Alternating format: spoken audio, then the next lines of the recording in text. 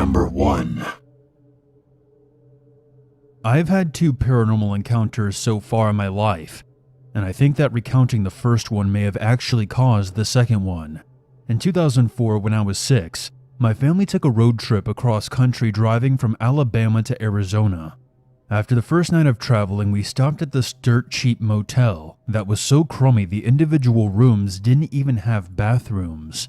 There was just a community one in the lobby. After we had all been settled, I asked my grandfather if he would walk me to the bathroom because it was dark outside and I was afraid to go alone. He took my hand and we left the room when we saw something pale and tall dart across the parking lot. We both stopped in our tracks, too confused to be afraid. Whatever the thing had been, we had only caught a brief glimpse of it, but we saw enough to realize it was something not quite right. It was kind of like leafing through the pages of a gardening catalog and spotting a picture of a toaster, except in our case we couldn't flip back through the pages to make sure. I don't remember if my grandfather said anything, but I guess we kind of shrugged it off and continued to the bathroom. On our way back, I was babbling on to my grandfather about some cartoon. The glimpse of the strange pale creature was already forgotten. Then my grandfather froze and told me to be quiet. Across the parking lot was an empty plot of land with an ancient rusty bulldozer tilting sideways in the dirt. It took me a moment for my eyes to adjust, but when I saw it, I remember gasping and clinging on to my grandfather's leg. There was something tall and skeletal slumped over, or perhaps leaning on the bulldozer, with its back towards us, and it was swaying slightly back and forth, as though it was dizzy and trying to catch its breath. As young as I was, I understood that if this thing was only leaning against the bulldozer, but still making it tilt sideways, regardless of how frail it looked, it had to have been incredibly strong. For perhaps 10 or 12 seconds we stood there silently, too afraid to move. My grandfather finally bent down and picked me up, but when he lifted me up, I remember his old joints popped. Then the thing spun around to look towards us. I remember 2 enormous pale eyes, as clear as fire against the night sky, staring straight at us for perhaps 3 seconds, before making a sharp screaming noise and bolted away from the bulldozer and sprinted into the darkness on 2 legs. I remember the metallic sound of claws against the bulldozer's rusty frame as it took off. I remember I started crying my eyes out and pleaded to go back to the room, but my grandfather turned around and we noticed that the manager that we had met in the lobby was standing outside, facing the dirt lot as well, but unlike us, didn't seem nearly as terrified. My grandfather asked him what the hell that thing was, and the manager simply replied, "That was a skinwalker." Now on to my second encounter. In 2008, when I was 10, I was in Boy Scouts, and during the summer we drove to Utah for a camping trip deep in the woods. After setting up our campsite, the kids gathered around the fire and began hounding each other for stories about their scariest experiences. Of course, I shared my story about the skinwalker, but not only did no one believe me, I failed to even creep anyone out. But I was 10 after all and probably had done a shitty job explaining the details. That night, the other scout I was sharing the tent with wouldn't settle down and go to sleep, and his restlessness was keeping me awake. I told him to stop moving, but he said he heard something outside the tent. I reminded him that we were in the woods, and it was probably just some animal, but he was convinced that the sound was getting closer. I stupidly called out loudly for whatever the thing was to scram, hoping to scare the supposed animal off. But immediately after I called out, we heard the most blood-curdling scream I ever heard in my life.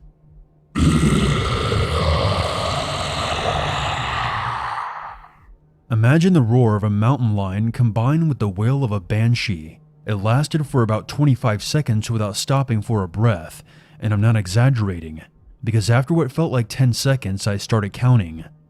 We went dead silent, but from around the campsite we heard other kids freaking out. The kid next to me pissed his pants. I unzipped the tent and peered outside to see one of the scout leaders walking across the camp with a shotgun up.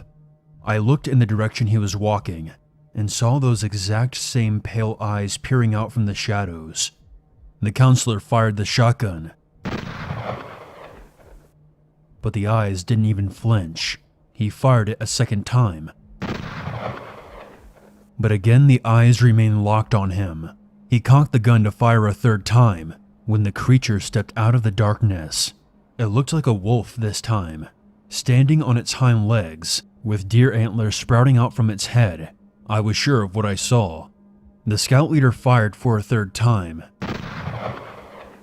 and the skinwalker turned around and disappeared into the woods. As far as I know, the scout leader and I were the only two who actually saw it, but I didn't say anything. We immediately abandoned the camp and made for the bus in our pajamas, leaving all the equipment behind.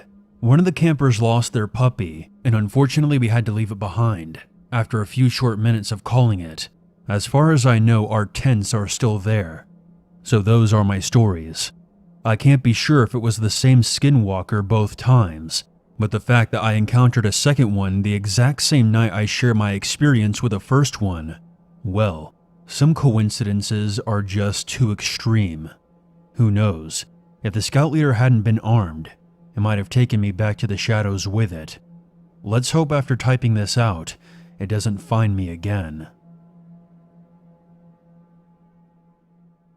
Number 2. So I want to tell this to the world while it's still fresh in my mind. A few weeks ago, my girlfriend and I were at my house alone watching TV. My parents were out for dinner in a movie, and my sister was spending the night at her friend's house. We both were draped across the couch, just channel surfing and making small talk, when my girlfriend asked if we had any beer. I got up from the couch and walked over to the kitchen, when I noticed our motion sensor light go off in the backyard. We lived on a residential street, but the lawns were fairly large and spacious, and there were several trees separating our property from our neighbors. Our backyard was all fenced in, because the people who lived in our house before us used to keep horses. Curious as to what might have set off the motion sensor light, I peeked outside, but I didn't notice anything suspicious. I saw our back porch, our pool, and at the far end of the lawn within the fence, the old barn that used to house the horses that we now keep our lawnmower in. Figuring it was nothing, I grabbed some beers and snacks and returned to the couch. My girlfriend was skimming through Netflix and selected a random episode of Top Gear, which was my dad's favorite show. She rested her head on my lap and started asking me questions about the show. But I couldn't really concentrate. From my spot on the couch, I could partially see through the kitchen window and noticed the motion sensor light flicking back on. For roughly an hour, I tried to ignore it, but the light was never off for more than a few seconds before it flicked back on again. And when the episode finally ended, I was somewhere between very annoyed and slightly spooked. I told my girlfriend I was going out back for a moment and grabbed my flashlight. I decided to go around the backyard the long way through the garage so I could also find my baseball bat. But when I opened the door, the first thing I noticed was the garage door was up. The second thing I noticed were the wet footprints that led directly from outside in the darkness to where I was standing. I then doubled back. The shape of the footprints confused me. They didn't look like normal human feet. They looked curved or cloven, like an animal's. I felt my heart skip a beat. I was under the impression that when my parents left, they had shut the garage door. I had no idea that it was open this entire time. Leaning further into the garage, I noticed something had knocked off our pile of newspapers from the shelves. I could see a breeze blowing a few of them off, but the entire pile seemed hard to believe. I walked across the garage and stepped into the driveway, holding my flashlight and my bat. There was nothing in the front yard. I went around back to find the motion sensor light was on, and even more strange, a single newspaper page was fluttering lazily in the breeze against the fence. I know it sounds cliche, but I was sure in that moment that I felt eyes on me, and all of a sudden I felt very exposed and vulnerable. I raced around to the front of the house, shut the garage door, and walked back inside. My girlfriend saw the look on my face and asked me what was wrong, but I told her to stay quiet, and I turned off all the lights inside. Then I walked through the darkness into the kitchen and manually turned off the motion sensor light, plunging the backyard into darkness.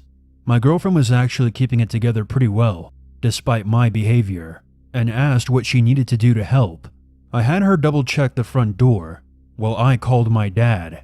When he picked up, he said he was in the movie and couldn't talk, but I quickly explained that someone had been in our garage and was possibly now prowling around in our backyard.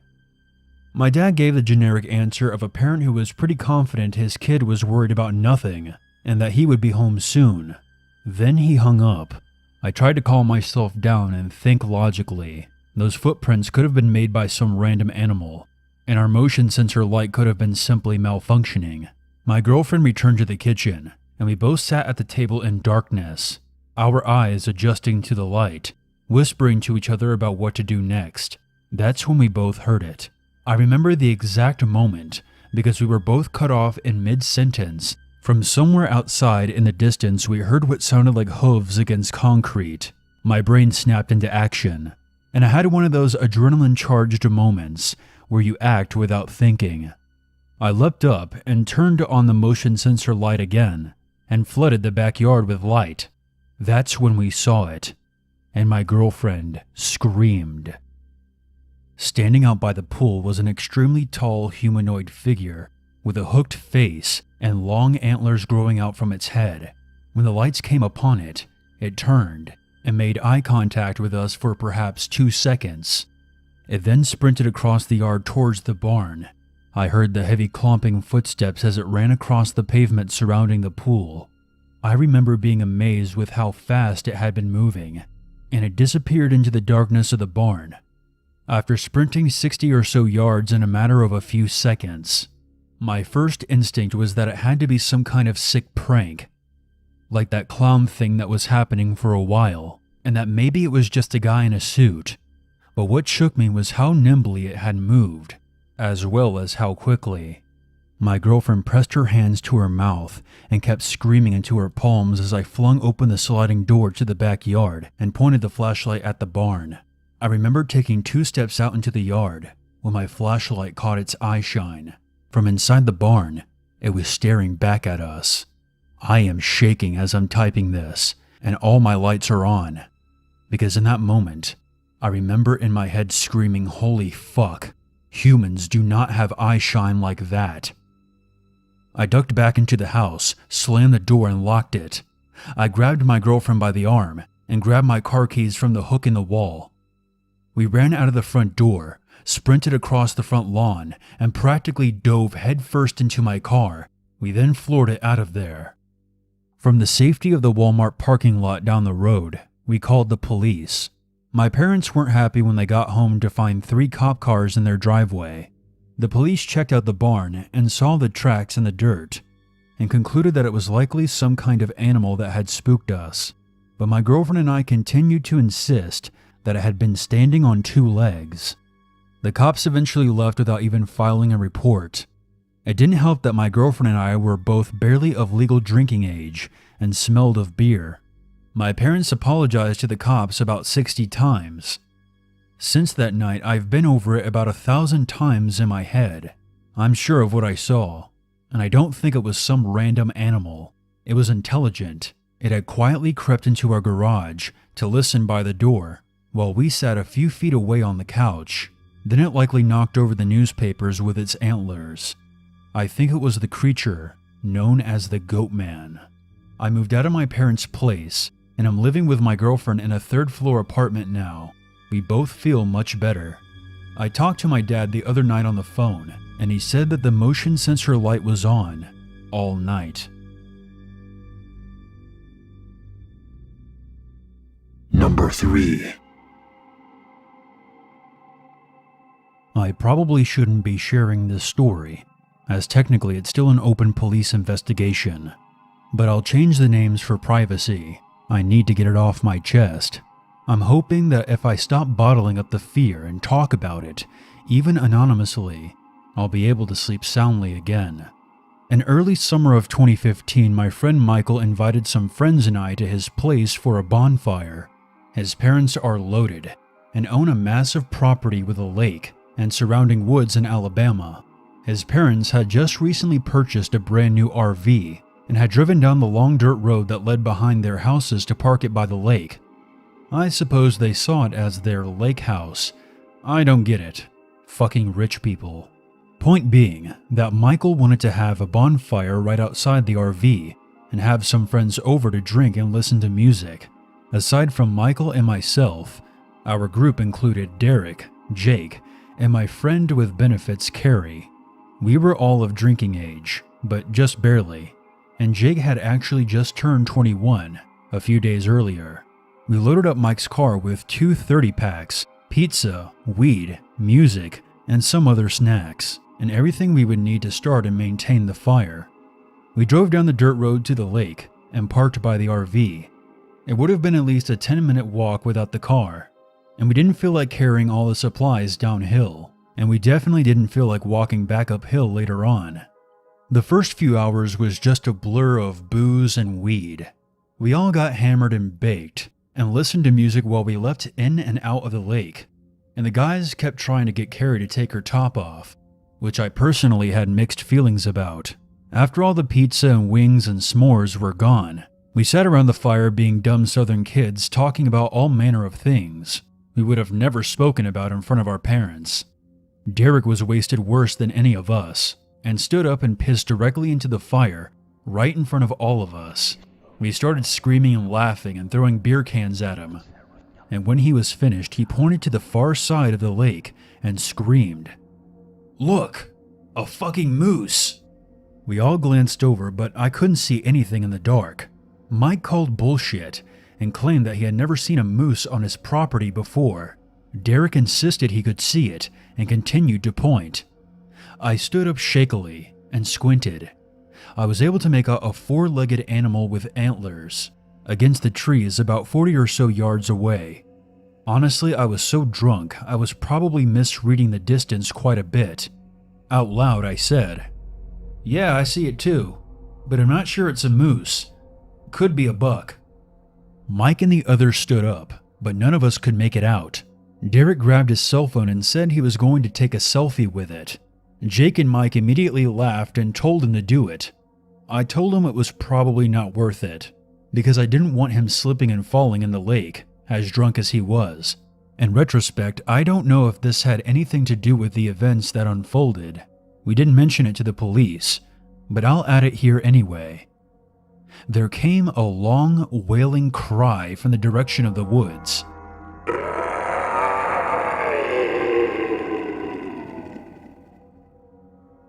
None of us could tell exactly where it had originated, but it definitely didn't sound like a moose. I think we were all shaken, but were acting braver than we felt. Mike remarked that he wasn't sure what it was, probably some dying animal, and went back to smoking his blunt and playing a game on his cell phone. Despite the wailing sound, Derek had already begun making his way around the lake to get a picture with the moose.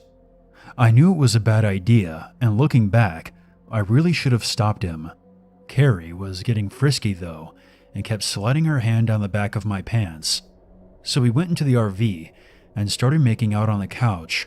I'm not sure how long exactly we were in there, but we had just rounded second base and were getting ready to head to the bed when Jake opened the door and told us to stop fucking around and get back out there to help him look for Derek. Carrie and I composed ourselves and came back outside to see Mike about a dozen yards away calling Derek's name. Jake was calling Derek's cell but wasn't getting an answer. I thought, damn it, he may have fallen into the lake. We grabbed some flashlights and made our way together as a group around the lake in the direction Derek had been heading. When we were about halfway around, Mike went one way, Jake went another, and Carrie and I stayed close to the water, looking for any trace of him possibly falling in. Again, in retrospect, we should have taken the situation much more seriously and called Mike's parents, but we were all plastered and not thinking straight. After what felt like 10 minutes, I stopped to piss, and Carrie started complaining about how she was cold. We turned around to head back in the direction of the fire, which we could still see clearly through the trees. I called out to Mike and Jake that we were heading back, but neither of them called back in reply. After another moment is when it happened. To this day, I'll never forget it. I was walking just behind Carrie when I stopped to lean my right hand on a tree and lifted my right sneaker up to remove a pebble or something that had been caught in it. And my flashlight beam drifted when I brought my left hand down. That's when I heard a grunt or a heavy exhale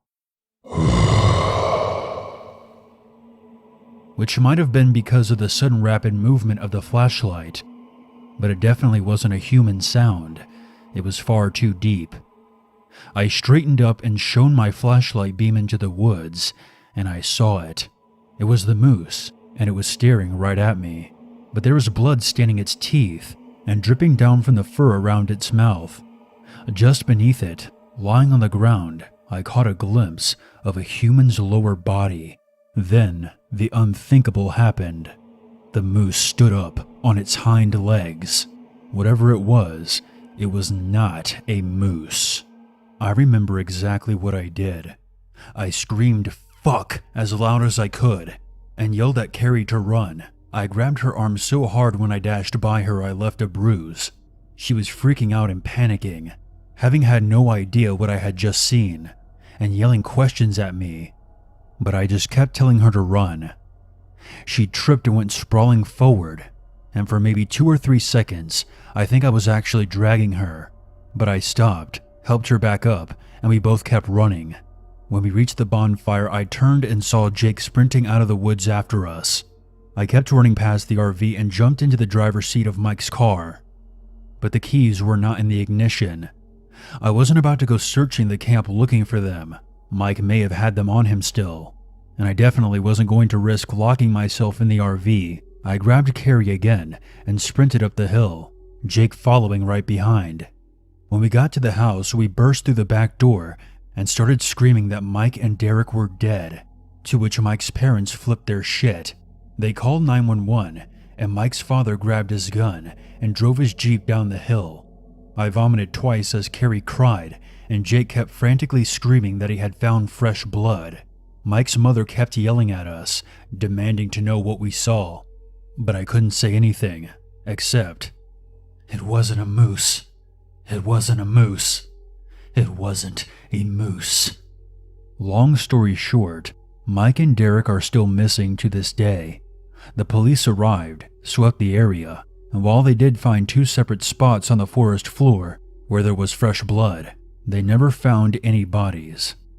The cops suspected foul play, of course, and we were the prime suspects. Carrie had bruises on her arm and a twisted ankle. Jake had blood all over his sneakers, and I was sweating profusely with my adrenaline levels through the roof.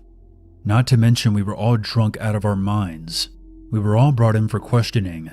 I told them I saw some kind of animal squatting over a body, soaked in blood.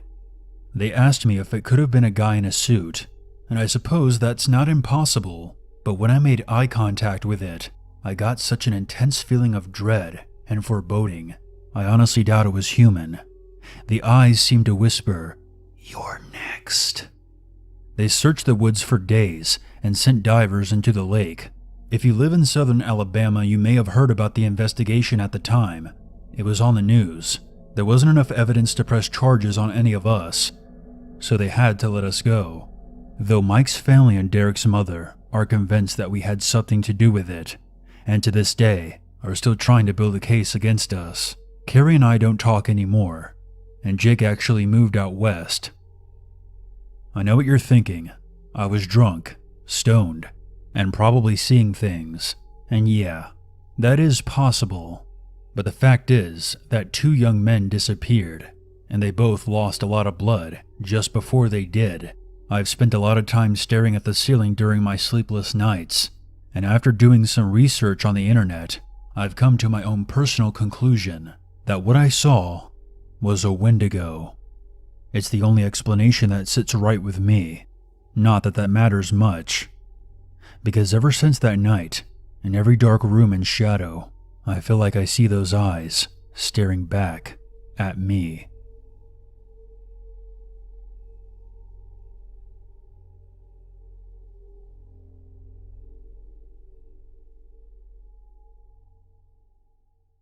There's always a reason to be afraid.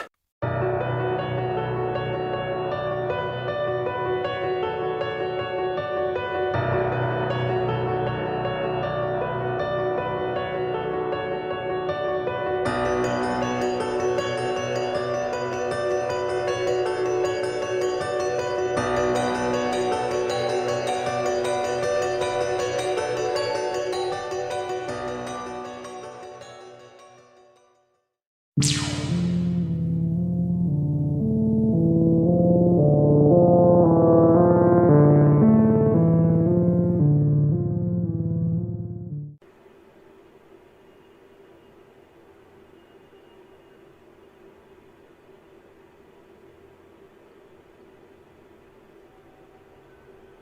Labor Day of 2015, my mother, my wife, 3 children, and I went to a very remote cabin that we had rented out. It was an old fire watchman station or something of the sort, so it had the cabin and 3 other sheds and shops. I'll try to keep it short now, but this is a really bizarre story. We unpacked, settled into the cabin, and decided to take a walk a couple of 100 yards down to the river. We were all barefoot wearing sandals with shorts. We got down to the pebbled shore and were playing, throwing rocks, etc., when I realized that there were 1-foot snakes everywhere. My wife, mom, and I yanked up the 3 kids and boogied off. After reaching a safe distance, I went back with a water bottle and caught one of them to see what it was. It turns out we were in a nest of diamondback rattlesnakes. If one of those things had latched onto one of my kids, then surely they would have died. We were about 3 hours away from any medical facility. We got back to the cabin and my mom and I went for a hike alone while my wife calmed the kiddos and fed them lunch. Upon returning about 15 minutes later, all 3 of my wife and kids were inside with the doors and windows all closed, even though we had opened everything up to cool the place off. We went inside to hear all 4 of them start yelling about a bear that was about 150 yards from the cabin, huffing and puffing at the wife and kids on the front porch while they were eating. It was down by the river, another 30 yards or so down the hill.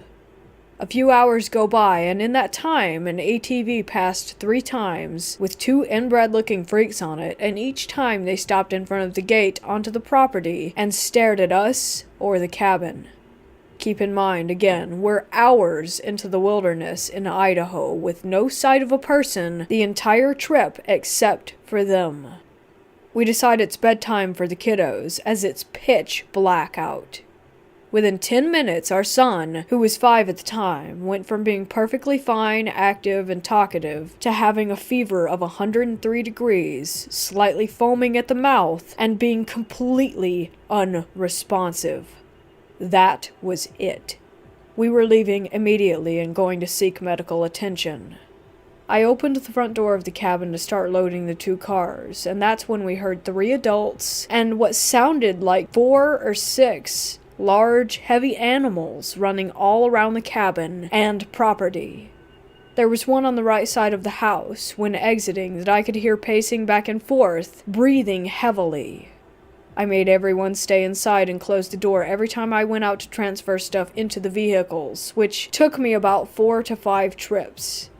I had a stick in a big pot that I was smacking as hard and loud as I could each time and was yelling loudly at random. As soon as I finished the loading, I took out each kid individually and loaded them into the cars. Then I escorted out my mom and then my wife. My wife and I were in the lead car, so we pulled up out of the gate, and for some stupid reason or other, I felt that I needed to close it. I got out of my vehicle and walked behind it, and my mom's car by about 15 feet, and closed the gate. Now, this gate is literally a log that slides from one post to the other.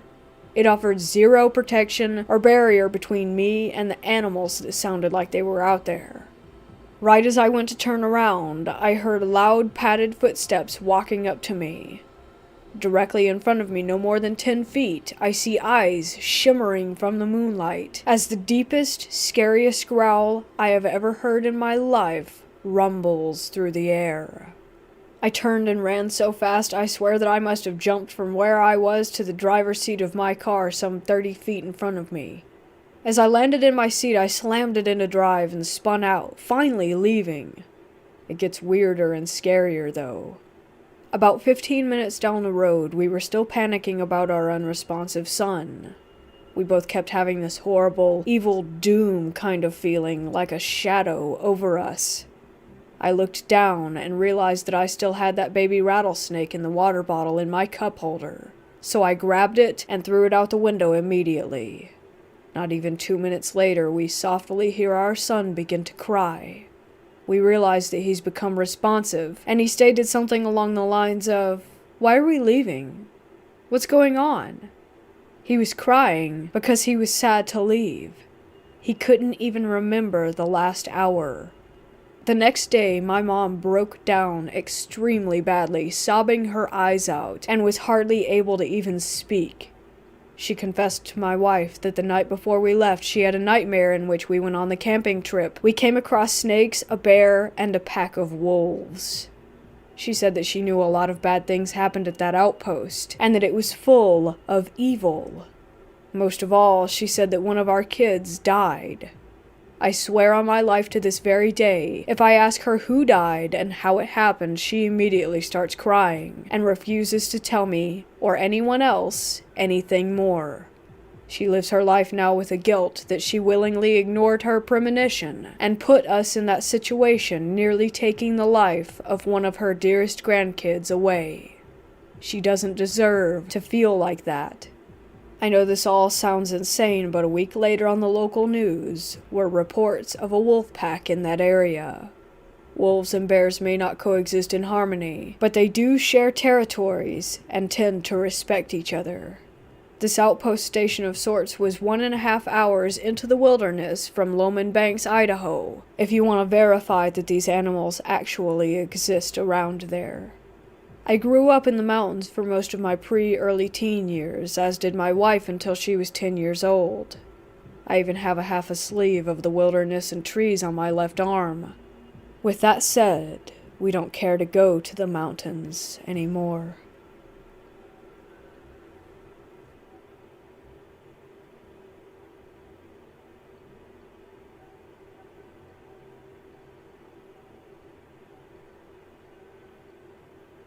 When I was 14, I went camping in the summer with the Girl Guides. We only traveled a few miles away to a place that we had visited a few times for game nights. Each year, our guides would merge with the 2 others in the area for a huge campout that lasted about 5 days. The place we were staying in was rumored to have a ghost in the main house.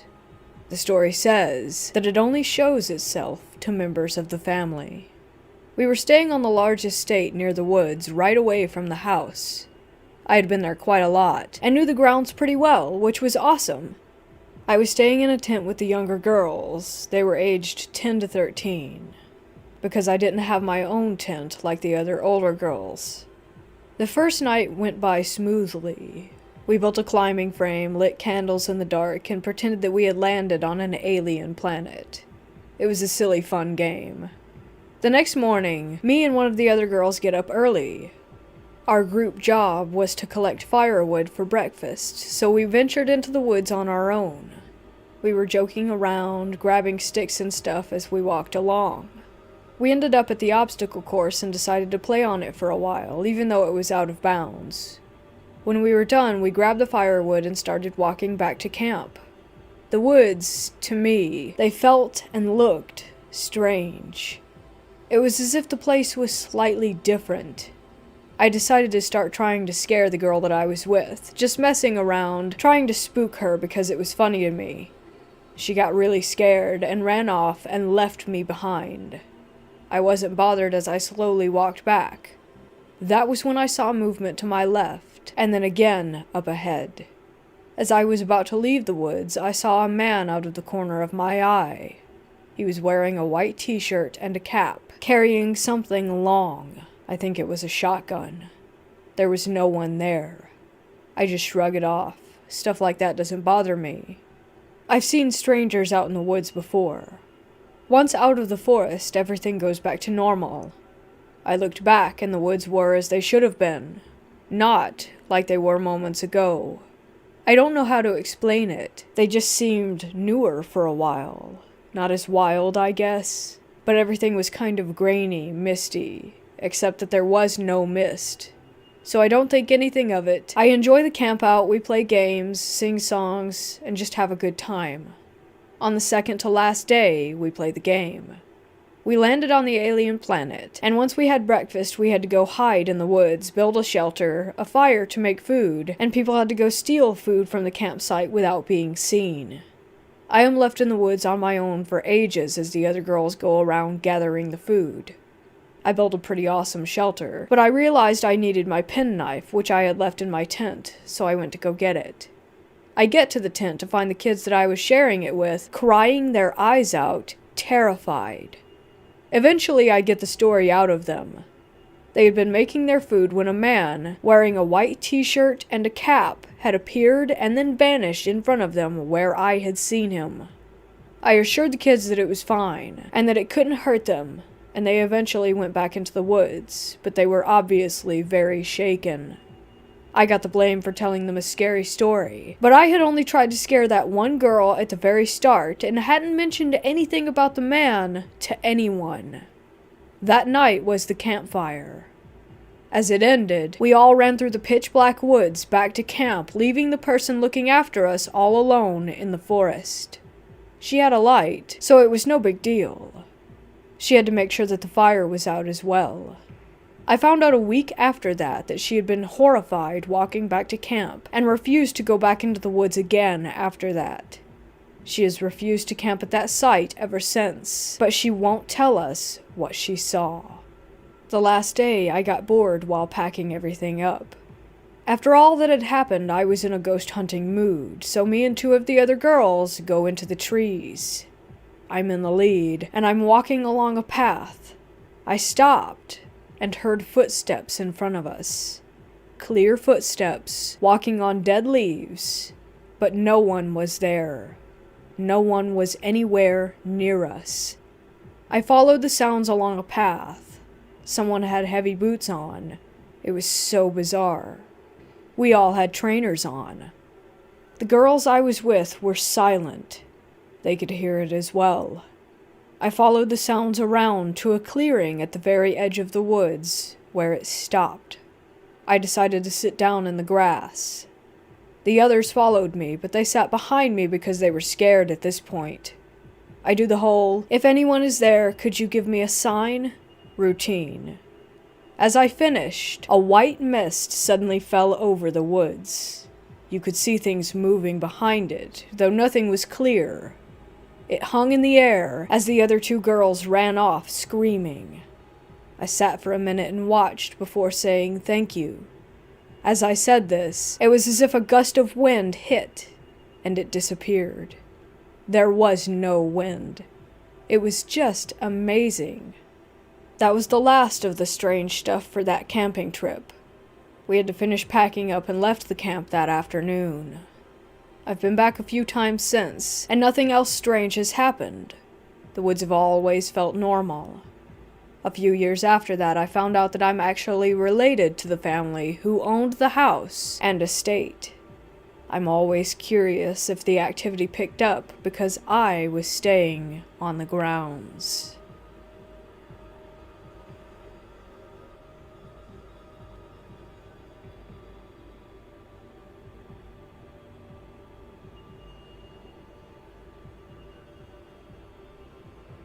This happened to me a while back when I decided to go on another camping trip alone. I always liked camping alone. There's something serene and sobering about being isolated in the middle of the wilderness, and I always found it relaxing. So I planned out what trail that I was going to take, packed my camping gear and my rifle for protection, and jumped in my truck. I get to this trail early in the morning and hike about 15 to 20 miles in until I find the right spot and head off the trail to find a place to set up my tent. I stumble upon this nice-sized clearing and decide that it's a nice, beautiful spot to settle down. I'm exhausted at this point, but set up the tent at the southernmost edge of the clearing next to the tree line and manage to get a fire going. I roast some weenies and start to hear a sound in the distance underneath all the forest noise. It sounded like an animal, most likely a deer with a lame leg, as it sounded like the animal was making a walking, kind of dragging noise. I felt bad for the poor guy, but it was too far away and it was getting dark, so I couldn't really go find it and put it out of its misery. I think nothing of it after that, and go about eating my food. After I eat, I douse the fire and crawl into my tent and insert myself into my sleeping bag. I decide that even in my exhausted and relaxed state, I can't go to sleep, so I pull out a book that I brought with me and start to read by the light of my lamp. Hours go by and I hear the sound again, this time closer, right at the opposite side of the clearing. Surprised, I put my book down and listen to this animal walk/drag across the clearing toward my tent. It was really loud at this point, and now it sounds as if the hooves are being really heavily planted, with the dragging noise following seconds after, like the deer is dragging something along behind it. It makes it to about what I assume is the middle of the clearing and stops, and I hear nothing. No breathing. I mean, not a sound from this animal. I unzip the tent and look into the clearing. Nothing but trees and darkness. What on earth? Unnerved at this point, I zip the tent back up and sit there listening for other noises. There was just crickets and the breeze.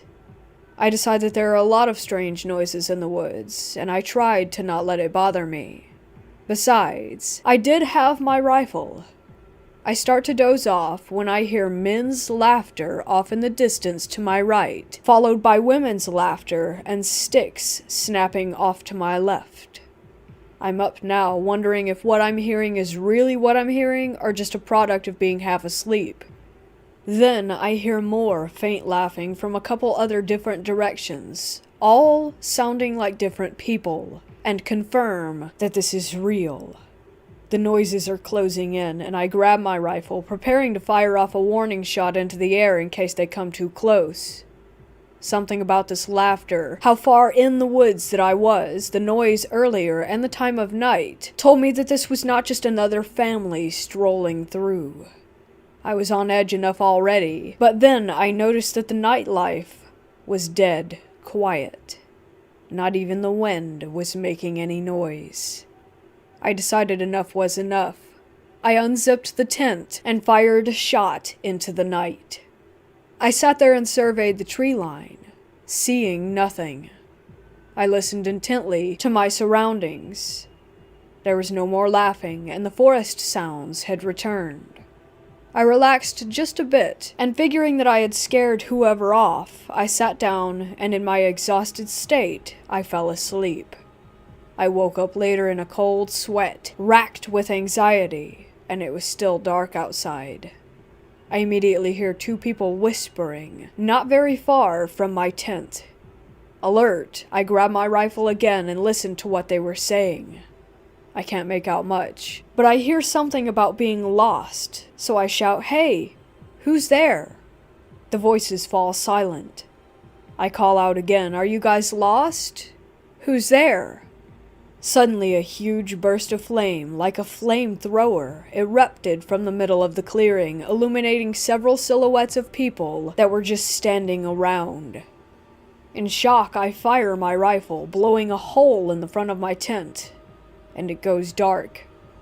Without checking my surroundings, I get up and sprint out of my tent, making a hard left back to where the trail was.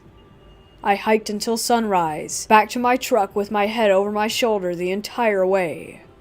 I never heard anyone follow me. I never saw anyone or anything the entire time, but couldn't shake the feeling that I was being watched. After that, my enjoyment of camping alone left me. I left all my gear in the woods that night.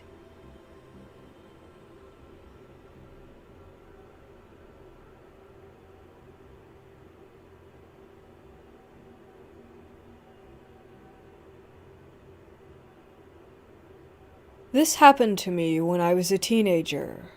I think it was in the spring of 1998 when I was 14. My Boy Scout troop went camping in the Ozark Mountains in Arkansas.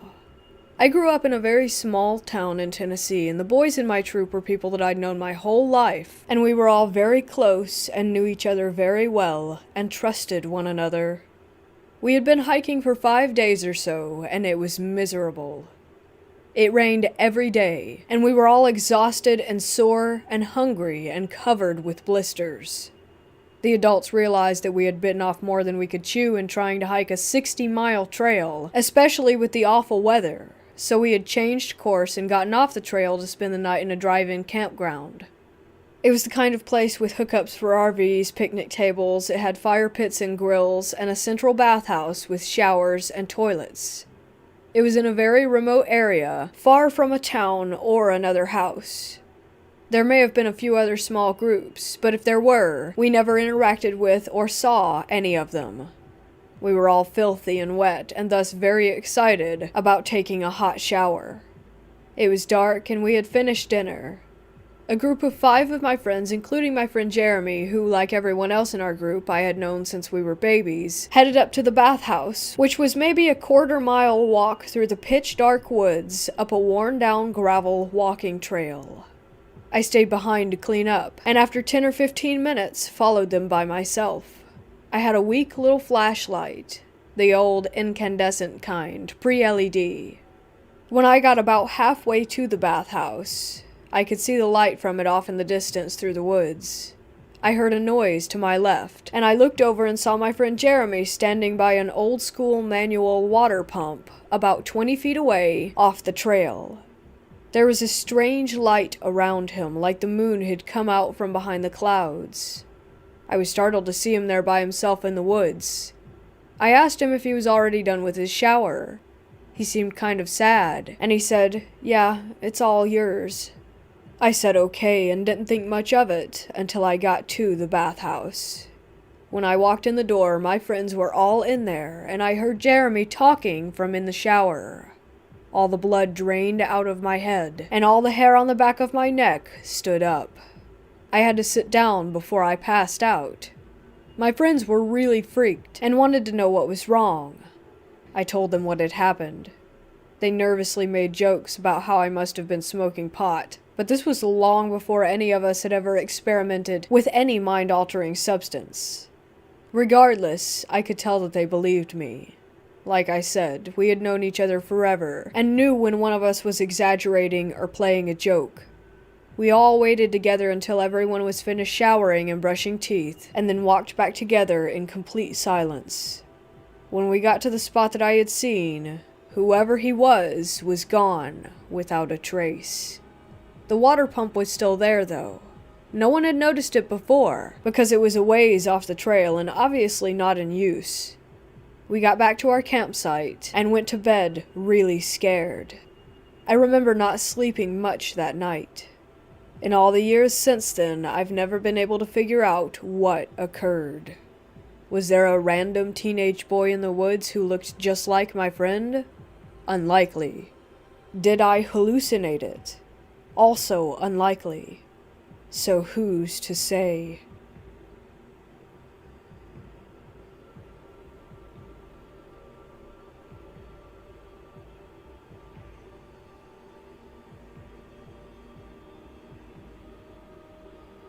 This took place a few years ago. I was with my best friend and we decided to go camping at a campsite in Flagstaff named Lockett Meadow. We had taken our dogs. After a day of hiking and exploration, we played around a fire and eventually went to sleep. I awoke in the middle of the night to find this deep figure outside of our tent, burying itself into our tent. It had a weird way of hovering back and forth over my body, and my dog, who was curled up awake and not moving or making a sound, was at the bottom of my feet. I look over and see my best friend passed out, and his dog, which I'm unsure if it was awake, but clearly I was the only one between my friend and I that's experiencing this terrifying encounter. I eventually covered my head and thought about anything else that might make me fall asleep. The next day I asked my friend if he had somehow been awake through all of that. I explained what had happened. He replied no, and thought that I was just making it up. I told him maybe it was a bear, so we looked around our campsite, but couldn't find anything. No trails, no prints, nothing. We also had food out on a table near our tents, and a trash bag hung up on a broken branch, so even if it was a bear, I'm really surprised that it didn't get into any of our stuff.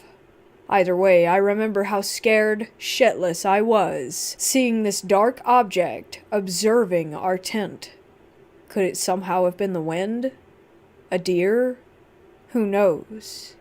But this is just one encounter out of the whole trip. The next night we decided to camp at Beaver Creek. Mind you, we're in Arizona. Before we wanted to settle in, we explored Sedona. We drove to Oak Creek and parked our car near a trail down by the water. We took our dogs and hiked to the creek. After we finished jumping in and swimming, we dried off and were about to head out. Next thing you know, in our peripheral vision, we see a giant rock being thrown near us. It makes a huge splash in the water. We look up and don't see anything above, so we ran over stones and rocks to get a clear view of the top, and still see no one. We yell out taunts and curse words, but still heard no one running off or any kind of sound in response. When we got to our next campsite at Beaver Creek and set up, my friend told me that throughout the trip since we started in Flagstaff, he had rocks being thrown at him, right up until that giant one at Oak Creek. We looked at each other and thought that maybe someone was following behind us, messing with us. Then we sort of laughed it off and said no, that was impossible, that we were just trying to connect the dots to have it be a cool look-back adventure. Well, I'm glad that it didn't turn into a part 3, because nothing happened that night, or the next day, where we packed up and headed home with nothing more than a memory that we wanted to rationalize.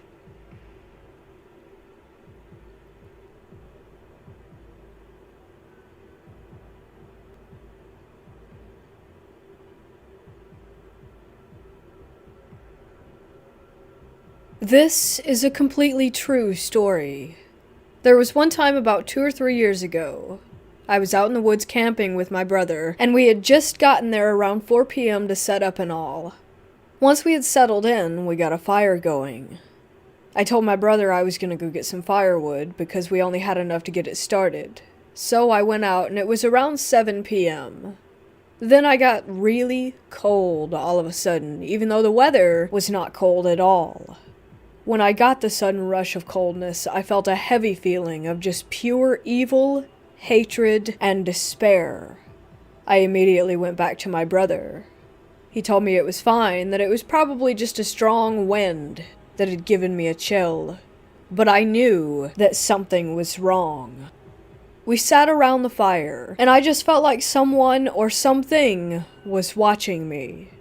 Once again, I started to feel the same feeling of evil, but this time faintly.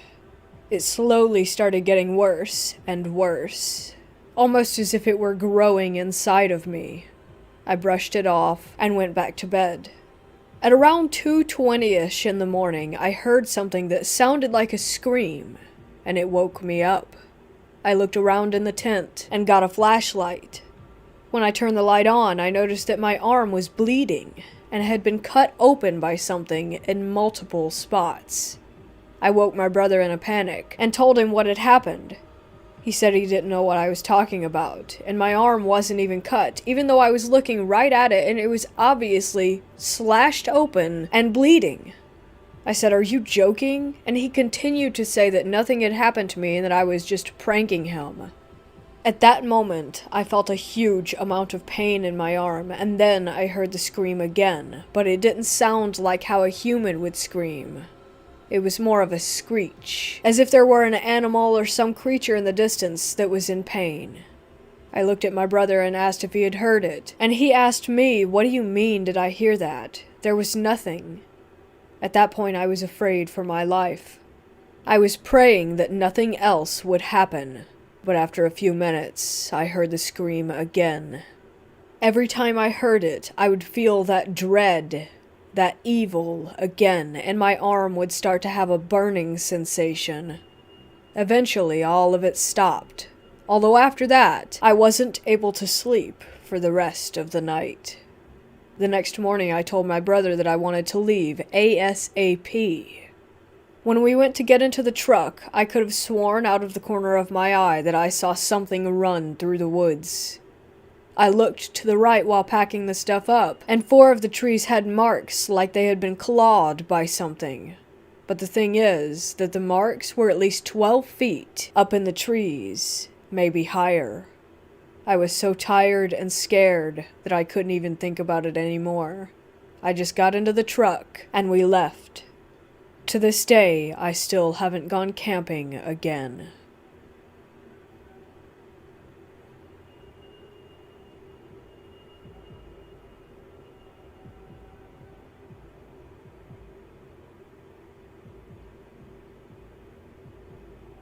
This is the only time I have ever had a threatening contact or experience.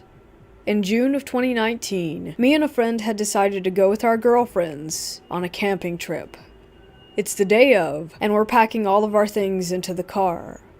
We finally get everything loaded and get into the car and put the address in the GPS. We set off, and after 3 hours of driving and 45 minutes of hearing my friend and his girl argue, we finally arrive. We get out of the car, and me and my friend begin to unload.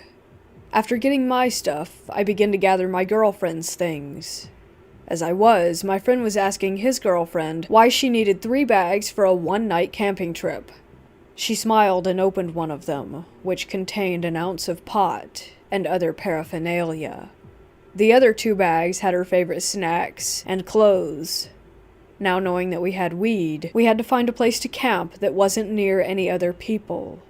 It took until sundown, but we discovered the perfect spot. We decided that after we got everything taken care of, we would eat hot dogs and smoke. We started to build a campfire to light the area so that we could set up our tents, but ran out of wood immediately. I said that I would go get some while my friend stayed with the girls. I set off on my journey, and after about 2 minutes I find some sticks to use. I start picking them up, and all of a sudden, I felt someone grab my wrist. I looked up to see a very pale, strange-looking man wearing a blank expression. For a man, he also had surprisingly long fingernails. He was digging them into my wrist while trying to grab my other wrist. I turned my head to not see his face and screamed for help, and my friends shouted a response, saying that they were coming. After they shouted, I immediately felt relief in my wrist. I wasn't struggling to keep my arms down, so I turned and ran as fast as I could, horrified. I met up with my friends and said that we had to leave immediately. I didn't even bother to explain myself. I just wanted gone. We loaded back up and took the long walk back. We get to the car and load our bags into it. I explained what happened as we were walking back, and it scared them enough to make them want to hustle. I had a picture of my wrist right after, but my iPhone broke and my cloud wasn't backed up, so I lost it. I do have a picture of it now, though. It has since then become a scar, which shows just how much force he was using. It was absolutely terrifying.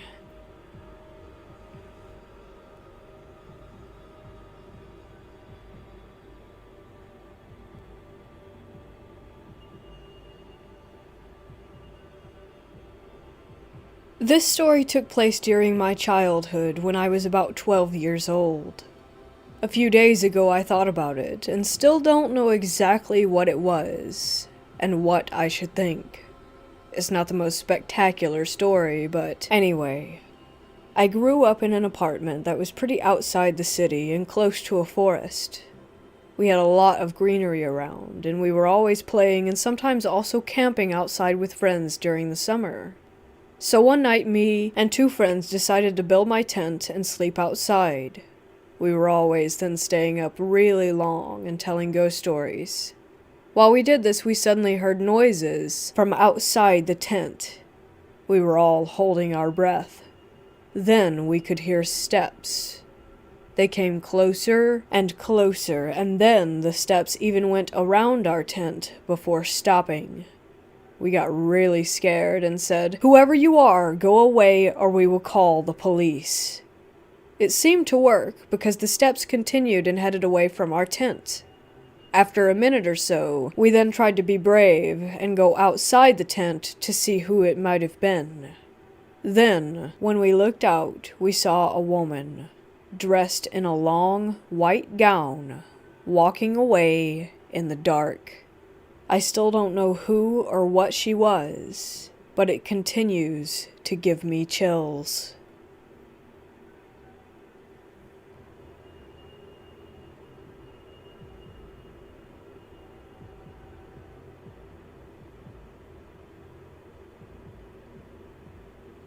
I recently went bush camping with my boyfriend on Crown Land near Stone Mills, Ontario.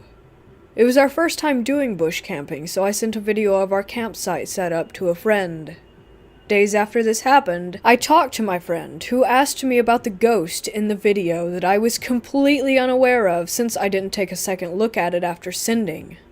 When I had that closer look, I zoomed in to see a terrifying skeleton-like figure. At first, I thought it was a glare on the lens from the fire, but the figure is moving way quicker than the speed of the camera. This place was very deserted, but throughout the night, I heard clear footsteps that sounded human. So much so that I thought that the cops had come to kick us out when I saw a flashlight point at us from the woods. I quickly pointed my light back, but never saw any animals or people. I have been camping a lot and have had deer, squirrels, and raccoons come to my campsite, and their footsteps did not sound like the ones that I had heard.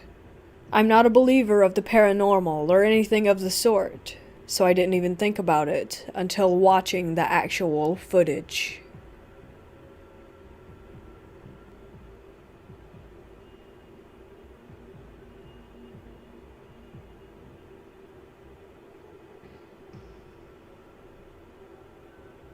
I went camping on a hiking trail in the Shawnee State Forest. During the day, I set up camp and went fishing in a creek running along next to the campsites. Most of the day, I felt fine and peaceful. I tend to feel at home in the woods alone and fly fishing. I started a fire, started on dinner over the fire before it got dark, and stoked the fire. Once it got dark, I felt compelled to keep the fire stoked, and a feeling of panic would set in if it even began to die down. I couldn't relax.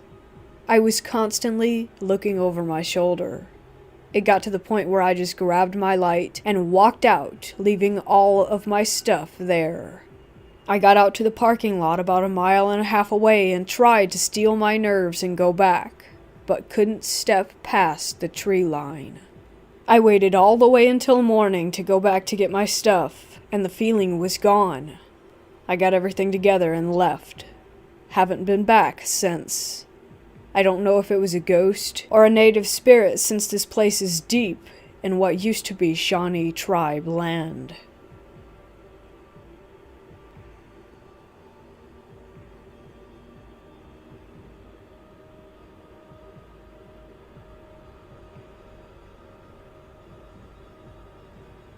I spent the weekend camping throughout the Northeast, and all was very normal and quite nice. However, last night I camped in Massachusetts in a wooded area between Providence and Plymouth. Nothing felt negative, but I saw lights at least 3 times. The last time was just minutes ago, and that's what prompted me to write this. The lights are very quick, and almost out of the corner of my eye. I don't know what to say or quite how to describe it. I've never seen anything like it. And if it was paranormal, it was very clear. However, each time, they disappeared the second that I looked directly at them.